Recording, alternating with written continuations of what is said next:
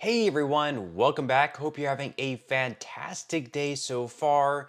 So, an increase for all Social Security beneficiaries across the board is going to be coming very soon, but there's a lot of confusion on when exactly these increased payments will begin to take place. So, in this video, we are going to be going over that. But before we go ahead and dive into that for today, if you would like to receive up to $200 in free stock or $200 in free cash, in a pinned comment below, I will be leaving a link to Robinhood.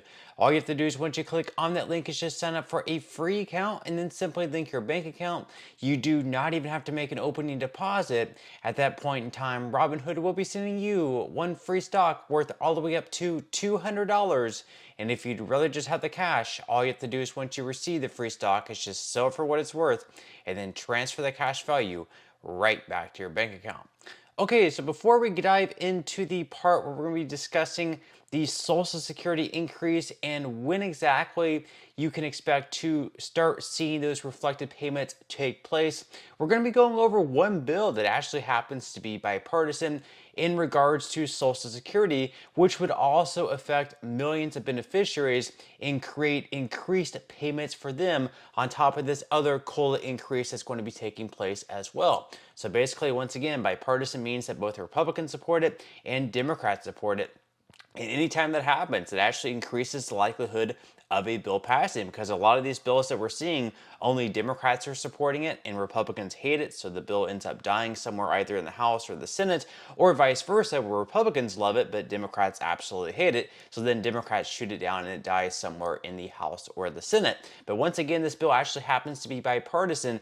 And if passed, which it very well may, then, in that case, we're going to see millions of Americans see increased payments in their benefits. We're going to be covering what exactly is in this bill. So, we're going to be pulling up this article here by CNBC. So, they say that rare bipartisan momentum is growing in the House of Representatives to force a vote on a bill that would address a topic Congress typically avoids: Social Security. The bill, the Social Security Fairness Act, would repeal two rules that reduce Social Security benefits for workers and spouses, widows and widowers who also receive pension income.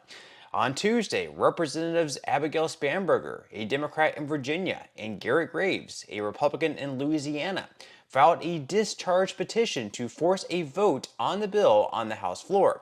The petition currently has 172 signatures out of the 218 signatures required for a vote, including 25 Republicans, according to Spanberger's office. If brought to the House floor, the Social Security Fairness Act may pass based on the 327 co-sponsors who are currently behind the proposal. So here's how the WEP and GPO work. So the windfall elimination provision reduces Social Security benefits for individuals who receive pension or disability benefits from employment that did not require them to contribute payroll taxes to the program. More than 2 million workers are affected by the WEP, according to the legislative proposal. The government pension offset reduces Social Security benefits for spouses, widows, and widowers who also have pension income. More than 745,000 Americans are affected by the GPO.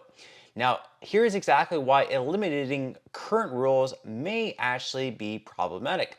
But nixing the WEP and GPO completely could make benefits disproportionately generous to workers who only pay Social Security taxes for some of their careers. Research from the Center on Budget and Policy Priorities has found Social Security benefits are progressive, which means the income replacement formula is more generous for low earners than for high earners.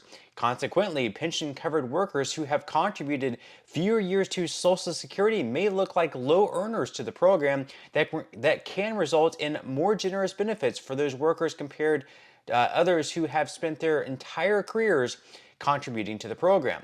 Eliminating the rules through the Social Security Fairness Act would also cost the program at a time when Social Security faces looming trust fund depletion dates, he said. The Congressional Budget Office has estimated the repeal would cost around $196 billion over 10 years. So basically, the pros of this: if you receive a pension as well, and the majority of your career you were like a police officer, a firefighter, or a teacher, and you're receiving a pension, but you also worked, part of your lifetime in a private job where you were contributing to the Social Security Trust Fund, what you're receiving in Social Security is, right now a lot less because you're also receiving a pension. So that's going to be the pro. Obviously, if you're receiving a reduced Social Security benefit, your Social Security checks are going to be much, much larger if this bill passes. The downside, a lot of people are saying, is that it might be unfair because we might have someone, who is receiving a pension that actually had a pretty good career and received a good chunk of money. Maybe not a lot of money, but a good chunk of money. And they're also going to now be receiving a higher Social Security benefit than before. So they're saying that's unfair. Also, that's going to speed up the insolvency of the trust fund. Right now, they are saying if nothing is done about the Social Security Trust Fund, it is going to be going insolvent within the next decade. That could also speed up the insolvency date by maybe a couple of years. So we might be looking at like 2031 instead of 2033. So they're saying that is, another problem about that as well. But once again, this bill is bipartisan. So I would say it actually has a pretty good chance at passing by the end of this year. We will have to wait and see though. Now, as far as other things in regards to Social Security, we do have that COLA increase coming up. However, a lot of people are confused on when exactly they're going to start seeing those increased payments taking place. Right now, we are going to be clearing up that confusion and when exactly the COLA increase is going to be announced, when exactly you're going to know, how big your checks are going to be increasing by, and then finally, when you're going to start seeing those increased payments. So we're going to be pulling up this article here by AS. They're saying, when will the Social Security cost of living adjustment be announced and how much will the increase be? So first off, when will the Social Security COLA be announced? So the cost of living adjustment will be announced once the CPIW data for July, which is inflation, August, and September are available for calculation. The official COLA for 2025 will be announced on October 10th, 2024. This is the day on which the Bureau of Labor Statistics publishes the Consumer Price Index report, which contains the latest data needed for the calculation.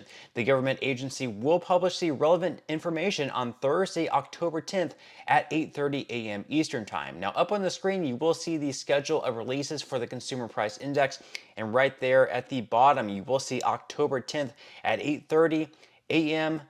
And you can see that's going to be the data for September. So at that point in time, we will have the third quarter data of this year, which we will then be able to compare to the third quarter data of last year. So October 10th is when we're going to know what the cost of living adjustment is going to be percentage wise. And then at that point, we will have to wait for other data such as like the Medicare Part B premium increase.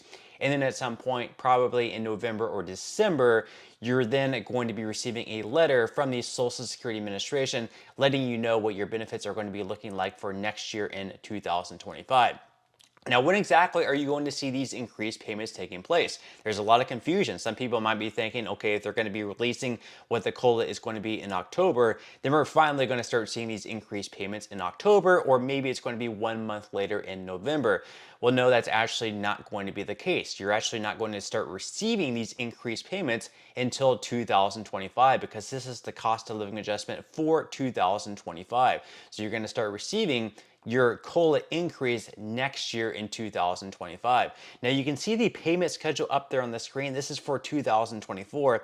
That's because there's going to be one group of Social Security beneficiaries who actually receive their first increased payment in December of 2024. That's going to be on December 31st, the very last day of 2024. That's because SSI beneficiaries receive their payments a little bit earlier than the first of the month if the first of a month falls either on a holiday or on a weekend. So they're going to be receiving their payment 1 day earlier because January 1st is a holiday. That's why they're going to be receiving their payment on December 31st, as you can see there up on the screen.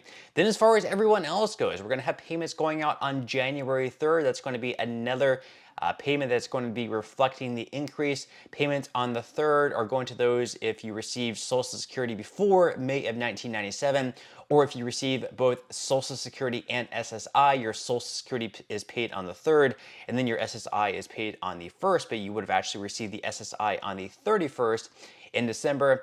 And then we're going to have payments going out on January 8th, January 15th, and January 22nd.